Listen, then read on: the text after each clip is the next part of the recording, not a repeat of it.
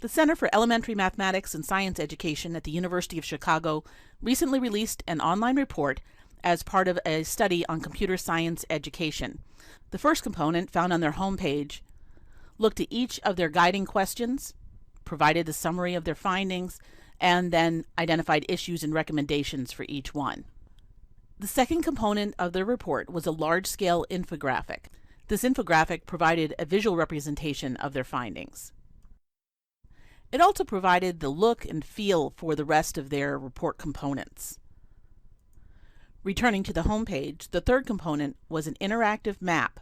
The interactive map plotted the locations where computer science professional development was being offered, and then when you roll over any one location, you get the details of what was offered there down in the right-hand corner. Moving the slider at the bottom of the map allows you to look for professional development that's only offered during a particular time of the year.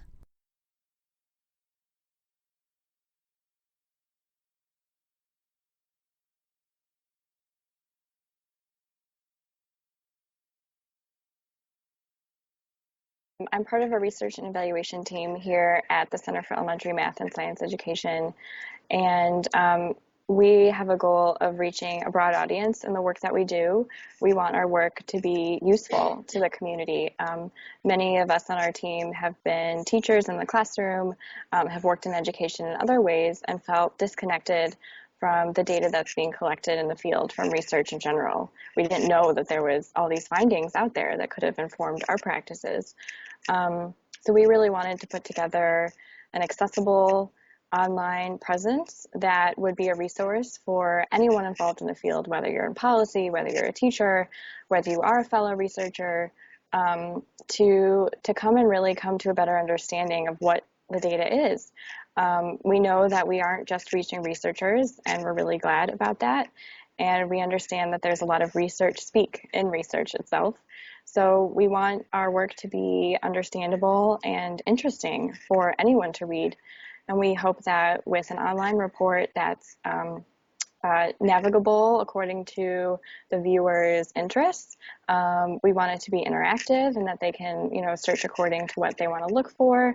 And we want it to be, I don't know if I would say entertaining, but we want it to be a little bit better experience than sitting down with a PDF and just slogging through. We want it to be engaging because we hope that the data we're finding out is engaging to the viewer.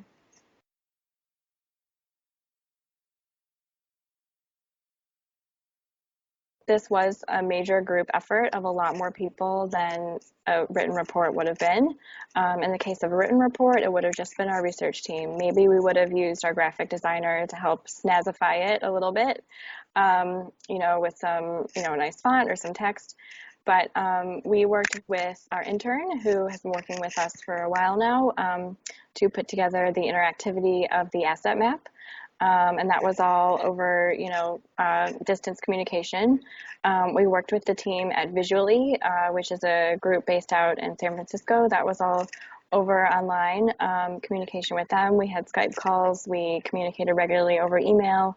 And then we worked here at our center in person with our web team, which involved a designer and then a few programmers who implemented all of our requests, everything from here's the general layout to take off that exclamation point, we don't want that, to every detail. So I would say it was an additional 5 people that we worked with on a regular basis, where if it was just a written report, it would have been a core group of 3 researchers.